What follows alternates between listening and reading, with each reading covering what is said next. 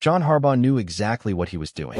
When he made the call to scratch Jair Alexander before the Ravens' Week 2 matchup against the Browns, it wasn't just about managing a lingering injury. It was about sending a message. And not just to Jair, but to the entire locker room. That message was clear. If you're not ready, if you're not in game shape, if you're not playing up to the standard that's expected in Baltimore, you sit. Period. That might sound harsh to some, but it's the type of accountability that championship teams demand. And it's why the Ravens dominated the Browns 41-17 on Sunday. The decision raised eyebrows at first. Jair didn't carry an injury designation into the game, so when he was ruled inactive, the assumption was something must have gone wrong. But Harbaugh addressed it head-on after the game, taking the moment to make it clear this was a coaching decision, and one he stood firmly behind. He said Jair had been pushing hard to play, but simply wasn't ready. Not physically, not mentally, not in football shape. And you know what? He was right. Because putting a guy out there who's only operating at 75%, especially at a position as critical and demanding as cornerback, is a liability. It's not fair to the player, and it's not fair to the team. We saw it in Week 1.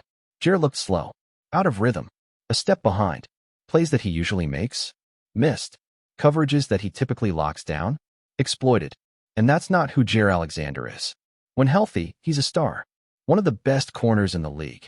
But talent only takes you so far if your body isn't fully behind you. Harbaugh recognized that, and instead of forcing Jair into action too soon, he gave reps to guys who were ready. Players like TJ Tampa and Shobi Awuzie, who stepped in and made their presence felt. That's the culture being built in Baltimore. Next man up, but only if you're prepared. And let's talk about how that culture showed up on the field. Because from the jump, the Ravens' defense was flying around. Roquan Smith looked like a man on fire. Kyle Hamilton was everywhere. Nate Wiggins made huge plays in coverage and came up with an interception that completely shifted the momentum. This defense didn't just show up, they made a statement. And maybe, just maybe, sitting Jair was part of that statement. A reminder that no one is above the standard. Harbaugh mentioned it after the game. It's not just about getting healthy, it's about getting in football shape. You can be cleared medically, but that doesn't mean you're game ready. Training camp, preseason, practice reps, they all matter. Especially for a player in a new system or coming back from time off. Jair didn't get those reps, and the coaching staff didn't want to throw him out there half-ready just because of his name or his contract. That's how you lose games. That's how you damage player confidence. That's how you risk brain injury. Harbaugh played the long game here, and it's going to pay off when Jair gets back to being himself. It also helps that the Ravens have depth, and not just warm bodies filling roster spots. We're talking about young guys with real upside. Nate Wiggins is showing flashes of being a future star. TJ Tampa made plays all over the field. Even undrafted or rotational guys are stepping up and doing their jobs. That's a testament to coaching, scouting, and preparation. And it's a luxury that not every team in the league has. Most teams can't afford to sit one of their top corners. The Ravens can. And they did. Now, does that mean Jair's in the doghouse? Not at all. In fact, Harbaugh made it clear that Jair's future in Baltimore is bright. He believes in the player. He believes in the competitor. He even said Jair was pushing him hard to play. And you know what? That's exactly the kind of fire you want to see. But you also need discipline. You need to know when to pull back. And sometimes, that means protecting the player from himself. Jair will be back, sooner than later. And when he does return, it'll be the version of him that can truly make a difference, not just someone out there trying to survive. And here's the thing. The Ravens didn't just get by without Jair. They thrived. That defense looked fast, physical, and fearless. The secondary locked up the Browns' receivers all game. Jerry Jeudy, who had some choice words about the Ravens' defense earlier in the week, finished with a forgettable 4 catches for 51 yards. Nothing deep, nothing explosive, just blanketed routes and frustrated looks. The Browns' passing game was dead on arrival. Joe Flacco reverted back to check down Joe, dinking and dunking because nobody could separate downfield. That's not by accident, that's by design. That's sticky coverage, smart rotations, and relentless pursuit. Even with Marlon Humphrey leaving the game due to injury, and even with Nate Wiggins reportedly banged up in the locker room after the final whistle, the Ravens never let up. The depth held strong, the energy stayed high, and the defense played with purpose. That's the kind of cohesion you want from a unit. especially one that was under fire after week 1. You could tell this group came in with something to prove. And they did just that. Let's not forget the ripple effect here. This wasn't just about one player sitting. It was a wake-up call to the whole roster. If you want to play, you have to earn it. If you want to stay on the field, you have to be available and ready. No exceptions. That kind of mindset sharpens everyone. It's what separates the contenders from the pretenders. The Ravens aren't interested in moral victories or almost performances. They're trying to win it all. And to do that, you have to make hard decisions. Sitting Jair was a hard decision, but it was the right one. Now the challenge is keeping that same edge moving forward. Because this team just showed they can dominate without one of their star corners. They showed they can plug and play with young guys and still look like a top-tier defense. That should scare the rest of the league. Because once Jair Alexander is fully back, once he's in game shape and in rhythm, this secondary is going to be a problem. A real problem. Lamar Jackson didn't just lead his team to a win, he made a statement.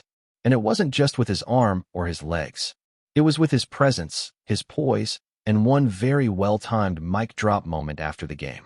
When asked about the defense and how they responded following a rough Week 1 performance, Lamar smiled and said they looked extremely mature. That line might have seemed simple on the surface, but it packed a punch.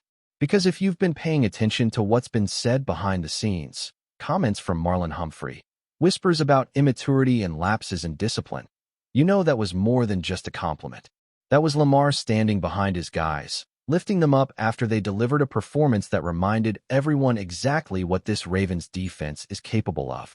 And they earned that praise. Because from the first snap to the final whistle, this unit suffocated Cleveland.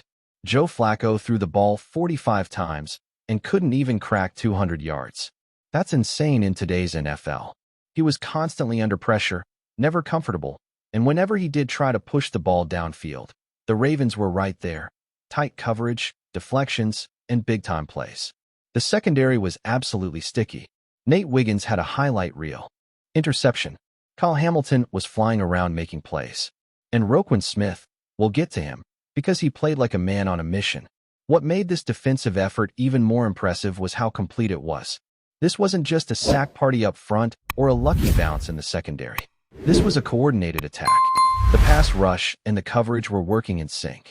You could see it in the way Flacco was forced to check down over and over again. When a quarterback holds the ball for 4-5 seconds and still has nowhere to go, that's a testament to the coverage.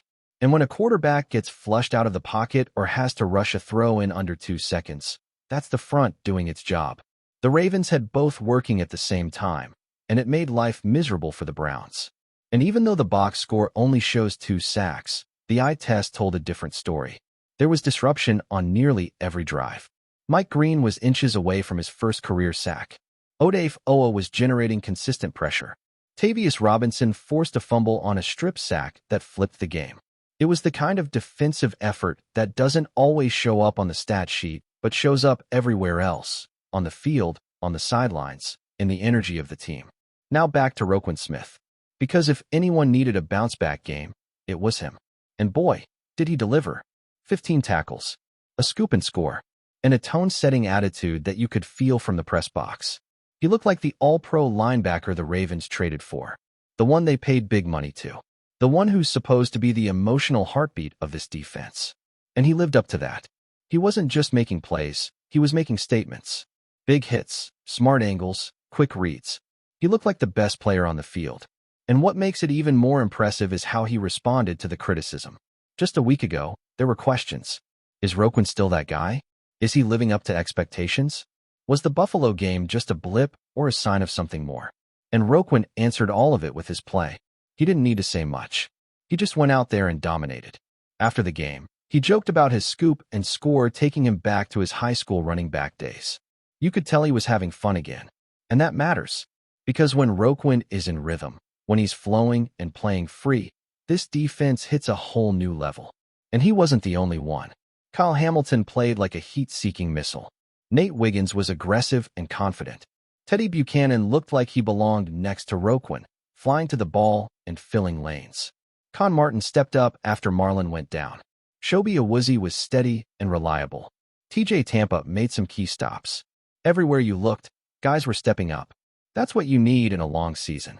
stars doing what stars do, and role players playing above their roles when it matters most.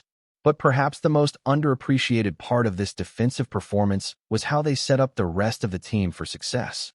Because the offense didn't have their sharpest day, the run game was stifled. Derrick Henry, for all his power, was held in check. 11 carries for 23 yards. Nothing explosive, nothing dominant. And Lamar, while efficient, had moments where throws were off or timing was just a bit off.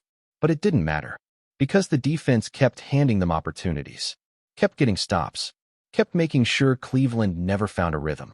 And it's funny, Lamar threw for 4 touchdowns and over 200 yards, and it still felt like a quiet game from him. That's how high the bar is. That's how dangerous this offense can be when everything clicks.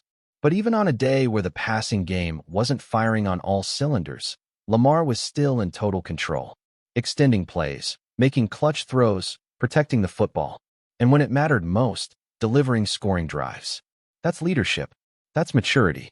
That's exactly what you want from your franchise quarterback. His comment about the defense being extremely mature was more than just a line. It was a reflection of how the team responded. Because after week 1, things could have gone sideways. The defense looked flat. The energy was off. The execution wasn't there. And they heard about it. From coaches. From fans. From the media. So to come out in week 2 and shut down a division rival the way they did, that's maturity. That's resilience. That's growth. And Lamar saw it. He respected it. And he wanted the world to know it. There's something special about this team when all 3 phases click. Defense swarming. Special teams making big plays. Offense cashing in. And even though Sunday wasn't perfect, it was a glimpse of what this team can be.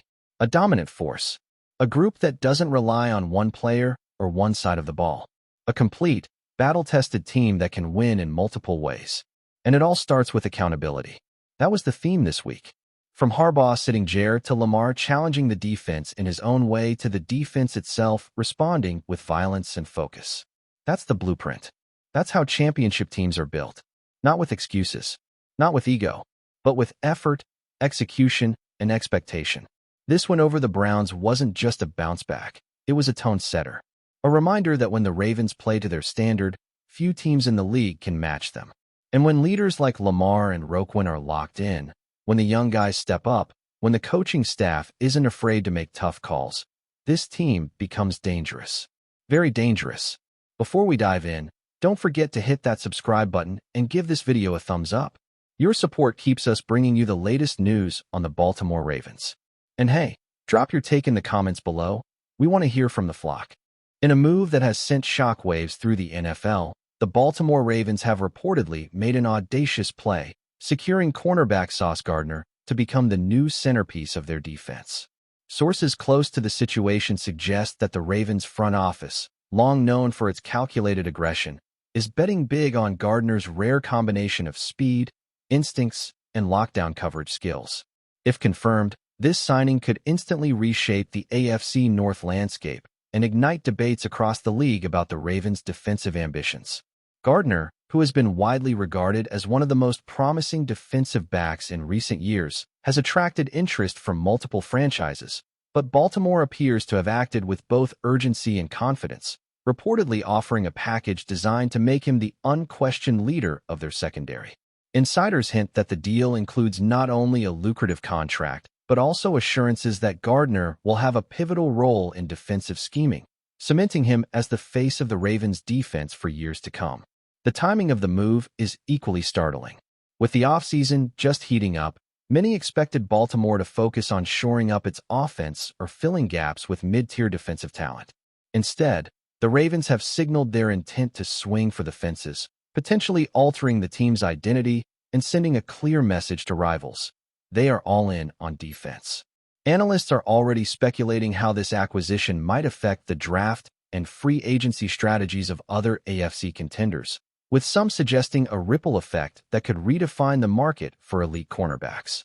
Among fans, reaction is a mix of elation and disbelief. Social media is buzzing with speculation about how Gardner will mesh with Baltimore's existing defensive stars and whether his presence could elevate the unit from formidable to unstoppable.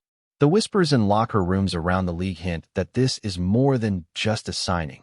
It's a declaration of intent, a bold statement that the Ravens are not content to play it safe. While official confirmation remains pending, the rumor alone is enough to ignite imaginations. If Baltimore has indeed landed SAUCE Gardner, the NFL may be witnessing the birth of a new defensive dynasty, with a fresh leader ready to command attention, intimidate quarterbacks, and redefine what it means to be a Raven. That's it for this update. If you enjoyed the video and want to stay in the loop with exclusive news on our Baltimore Ravens, make sure to subscribe and hit that like button. We'd love to hear what the flock thinks. Drop your thoughts in the comments. See you in the next one.